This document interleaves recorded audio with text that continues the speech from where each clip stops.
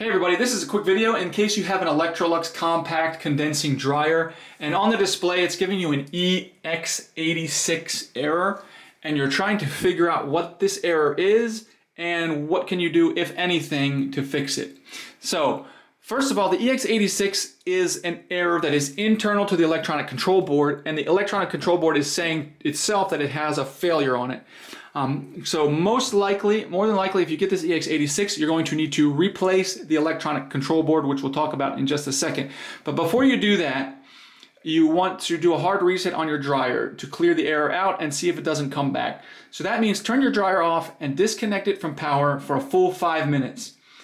Once that 5 minutes is up, you can restore power to your dryer, try to run a cycle, and if this error persists, at that point you can go ahead, unplug it again, and you're going to replace the electronic control board. And to do that, I'll put a link in the description to a specific tutorial specifically about replacing the electronic control board in your dryer.